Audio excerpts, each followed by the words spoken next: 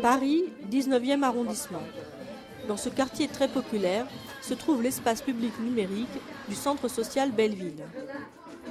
Aujourd'hui, vendredi matin à 11h, on n'est pas dans une configuration habituelle d'utilisation de nos moyens. C'est plutôt le soir, le jeudi, le samedi que les gens du quartier viennent. Dans les journées de semaine, les jours ouvrés, on fait soit de la maintenance, soit des formations de gens avec des formations dédiées. Hélène est en train d'apprendre à un de nos adhérents comment on utilise un wiki. Alors les mises en page ne sont pas fantastiques, mais au moins les gens peuvent mettre un CV. L'accès pour tous à l'informatique est pour l'équipe du centre une réelle nécessité sociale. Faites très attention au centre social Belleville et donc à son EPN, faire en sorte qu'il y ait toujours du numérique dans le cœur de la démarche. Je prends l'exemple de l'aide cuisinier. Si aujourd'hui on ne fait pas on n'apprend pas à gérer une base de données, si on n'apprend pas à faire ses achats sur le net, on n'aura jamais de boulot. On suscite souvent, on dit tiens, cette chose-là n'est pas faite, ce serait bien de la faire. Par exemple, là, on s'est rendu compte qu'un certain nombre de mamans avaient payé des ordinateurs à leurs fils, lesquels leur interdisaient l'accès.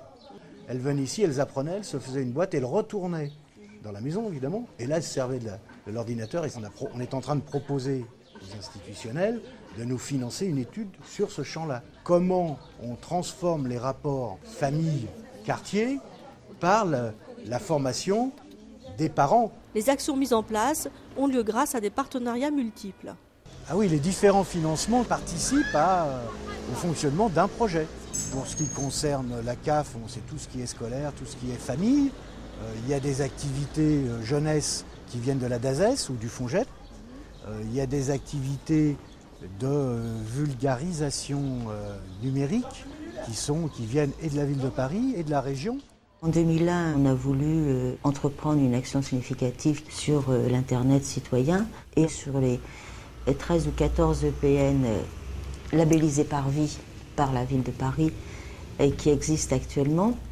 Et il y en a 6 ou 7 maintenant qui sont dans les différents centres sociaux. Les centres sociaux sont donc nos partenaires privilégiés parce que leur expérience du terrain, du quartier, leur connaissance des habitants et de leurs besoins nous ont été très précieux.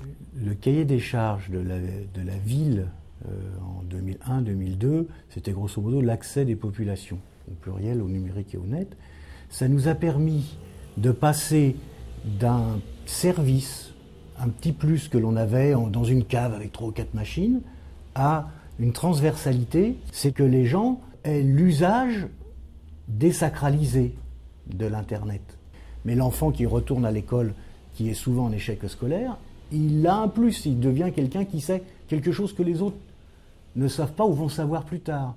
Donc voilà, ça valorise et en même temps, ça rapproche des techniques contemporaines, des usages quotidiens, quoi. Pour ma part, je considère que c'est plus qu'un partenariat financier, ce sont vraiment des acteurs qui nous aident quotidiennement dans notre politique à la ville de Paris dans ce domaine, de toutes les manières, par leurs conseils, par leur savoir-faire, par leur approche, c'est un vrai partenariat.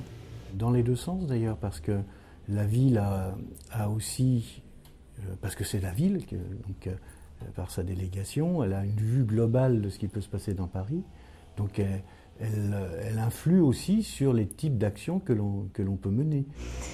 Ça ne pouvait être fait que sur la base d'associations qui travaillent en liaison avec les gens du quartier. La modernité n'est pas contradictoire avec l'approche intelligente et sociale de ces centres et d'autres associations d'ailleurs, des gens qui ont une approche citoyenne du sujet.